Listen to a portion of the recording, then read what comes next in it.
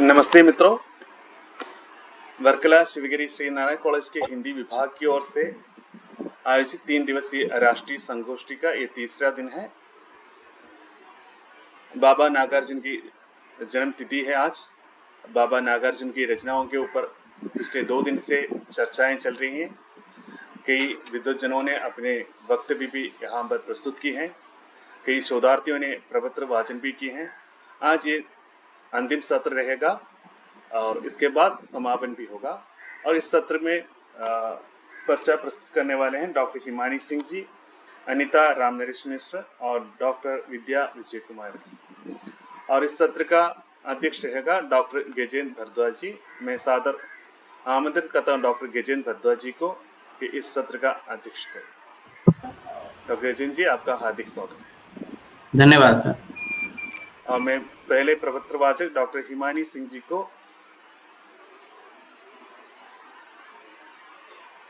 मैं स्वागत करता हूं। डॉक्टर हिमानी सिंह जी राजकीय कला कन्या महाविद्यालय कोटा राजस्थान के प्राध्यापक हैं।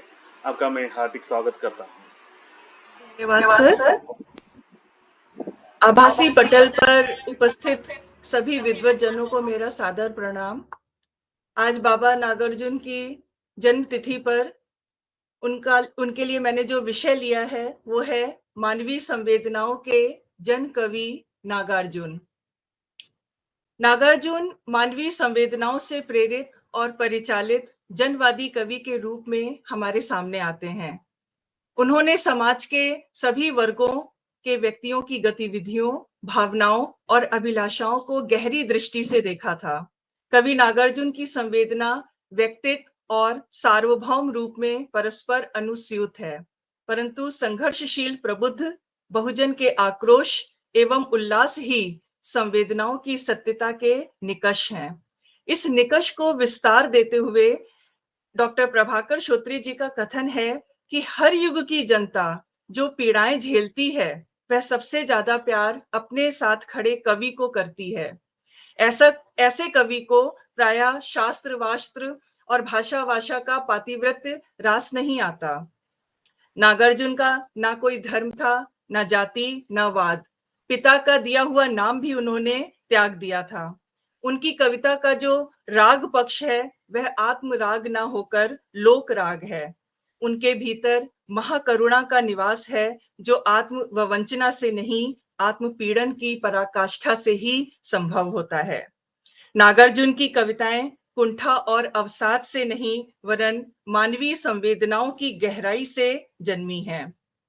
मानवीय संवेदनाओं के जितने प्रतिमान हो सकते हैं सभी उनकी कविता में स्वाभाविक रूप से आ गए हैं।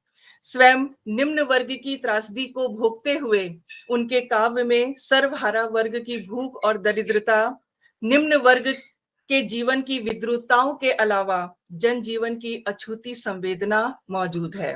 वे लिखते हैं, पैदा हुआ था मैं दीनहीन अपठित किसी कृषक कुल में, आ रहा हूं पीता अभाव का आसव ठेठ बचपन से, कवि मैं रूपक हूं दबी दूब का, हरा हुआ नहीं कि चरने को दौड़ते, जीवन गुजरता प्रतिपल संघर्ष में। संवेदना ही नागार्जुन की कविताओं को बड़ा बनाती है। लोक जीवन उनकी रचनात्मकता को स्वरूप प्रदान करते हैं। ग्रामीण जीवन की संवेदना उनकी कई कविताओं का आधार बनी। बहुत दिनों के बाद कविता में उन्होंने गांव के प्रति गहरी आस्था को इस प्रकार प्रकट किया है। बहुत दिनों के बाद अब की मैं जी भर छू पाया अपनी गवई पगडंडी की चंदन वर्णी धूल। बहुत दिनों के बाद अब की मैंने जी भर कर भोगे गंध, रूप, रस, शब्द, स्पर्श सब साथ साथ इस भू पर। ग्रामीण सौंदर्य के उपासक कवि अपनी सारी इंद्रियों से ग्राम सौंदर्य का आस्वादन करते हैं। शहरी जीवन की कृत्रिमता नागार्जुन को कभी रास नहीं आई। गांव के लहलाते पेड़ पौधे, फसलों, फलों फूलों के प्रति उनकी गहरी आत्मीयता है। आंचलिक जीवन की संवेदनाएं उनकी कविताओं में चरम सीमा पर पहुंच जाती है। नागार्जुन की कविता का एक पक्ष जहां ग्रामीण जीवन की संस्कृति और मानवीय संवेदना को समर्पित है, वहीं उनके काव्य का दूसरा पक्ष अपने समय और समाज में व्याप्त सच का है। एक जनकवि संवाद करते हैं। वे मानते थे अच्छी कविता एक सार्थक संवाद है। जनता मुझसे पूछ रही है क्या बतलाऊं, जन कवि हूं मैं साफ कहूंगा क्यों हकलाऊं। जनकवि नागार्जुन की कविताएं जनता से ही अपनी शक्ति संचित करती हैं और फिर जनता को जीवन से जूझने की ताकत देती हैं, उनके संघर्षों को बढ़ावा देती हैं और उनमें नए प्राण का संचार करती हैं। कवि नागार्जुन कबीर की तरह ही अपने समय के क्रांति दृष्टा थे। वे न सिर्फ आने वाली पीढ़ी के भविष्य के प्रति बल्कि देश और दुनिया में इनकलाब और परिवर्तन के लिए भी उतना ही उत्सुक, आश्वस्त और आशान्वित हैं। इस फक्कड़ फकीर की जनप्रियता और लोगों से जुड़ाव ही वह आसव है जो तमाम विडंबनाओं के बीच अपने समय को इतने सकारात्मक रूप से देख सकने की दृष्टि देता है।